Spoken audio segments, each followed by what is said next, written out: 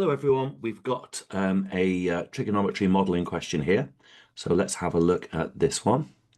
It says express 10 cos theta minus 3 sine theta in the form r cos theta plus alpha, where r is greater than 0 and alpha is less than 90 degrees but greater than 0. Give the exact value of r and give the value of alpha to 2 decimal places. Okay, the way I like to do this is to go to the formula booklet, and I know it's a bit long-winded, but I like to write out what is r cos theta plus alpha.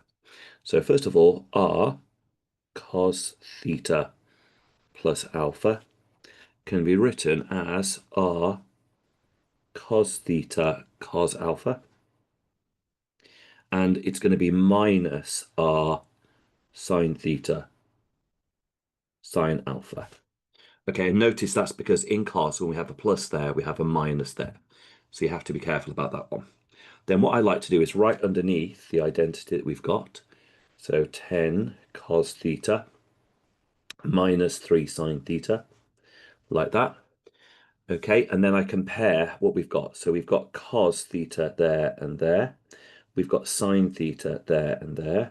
So that means that r cos alpha must be 10. So I write down r cos alpha is 10, and r sine alpha must be 3. r sine alpha is 3. So first of all, now to get tan alpha, we divide these two equations by each other. So we're going to say equation 2 divided by equation 1 is r sine alpha equals 3, divided by r cos alpha is 10. The r's cancel, and we get that 10 alpha is equal to 3 over 10.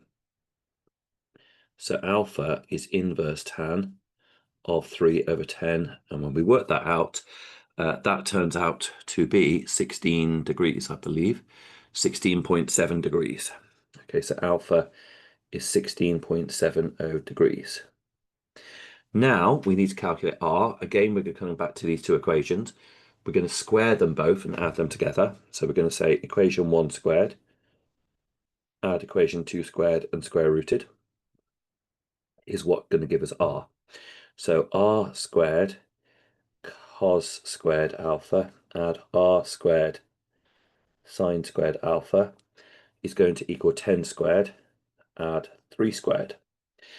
Factorizing out an r squared from all this, we have cos squared alpha add sine squared alpha is equal to 100 plus 9.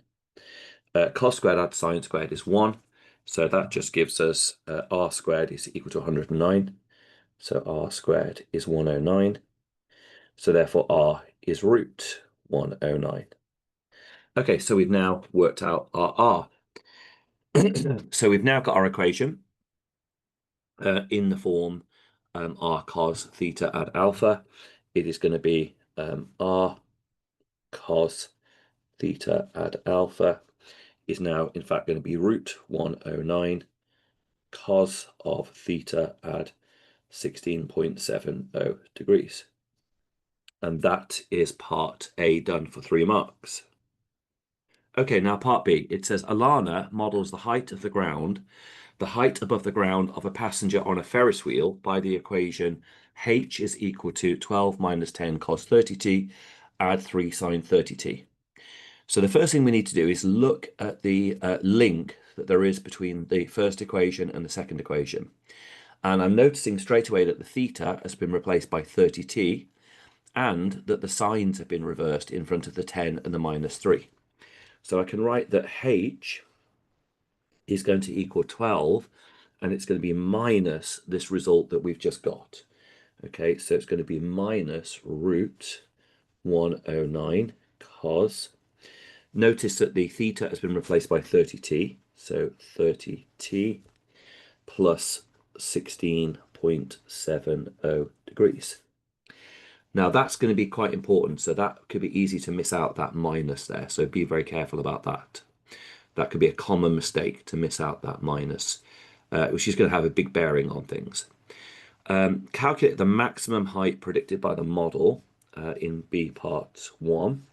Well, the maximum height will occur when this is a 1, or when this is a positive rather. So therefore the maximum height is going to be 12 plus root 109, okay? 12 plus root 109, and that will occur when cos is equal to -1, because -1 will come together and give us a plus there. Then it says, calculate the value of t when this maximum first occurs. Okay, so as I just said, in order for this to turn into a plus, we need this to be -1. So it's going to occur when cos of 30t minus 16.70 is equal to -1. Now let's have a look at our cos graph and see when that's going to occur. And we can see we're working in degrees. We can see we have -1 at 180 degrees. So therefore we can say that 30t minus 16.70 is equal to -1. So just going to rearrange this now to make t the subject. So we're going to say -1 plus 16.7 is equal to that.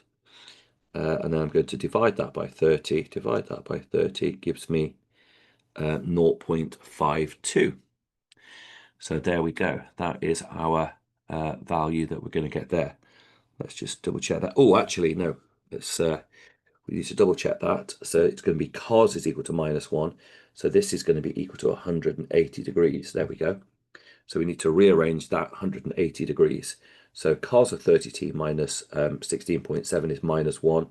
So therefore 30t minus 16.7 is actually 180. So we rearrange that to make t the subject, and we find out that gives us 5.44. And is it time in minutes? So 5.44 minutes is the time when it first occurs. Okay, part C. Now calculate the value of t when the passenger is 18 meters above the ground for the first time. Okay, so what we've got to do is set the height equal to 18. So we're going to say that 18 is equal to 12 minus root 109 cos of 30t plus 16.70. So now we're going to subtract the 12 and divide by the minus root 109. And when we do that, we get that cos of 30t plus 16.70 is equal to 6 divided by minus root 109. Okay, perfect. Now we're going to do inverse cos of that. Let's do inverse cos of that.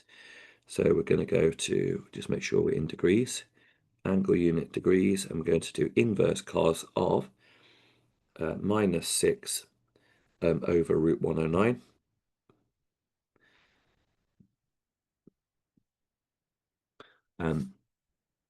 Which is going to give me 125 degrees.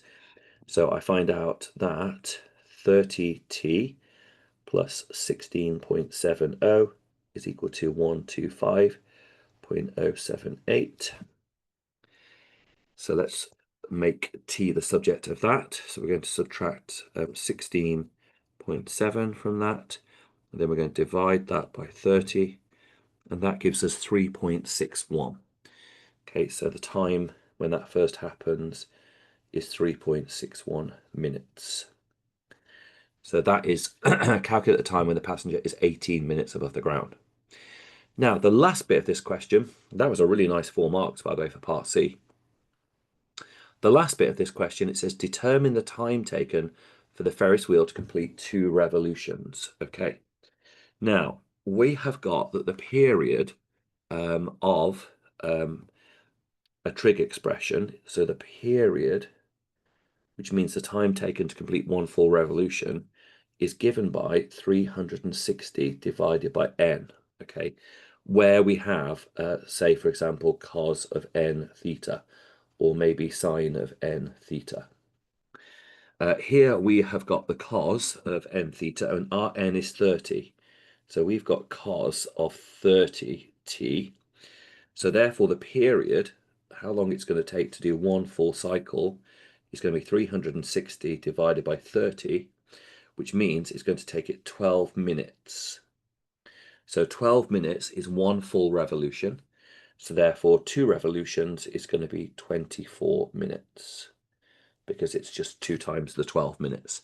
So the answer is it will do 2 revolutions in 24 minutes. I hope that you found that useful, and I will see you in the next video.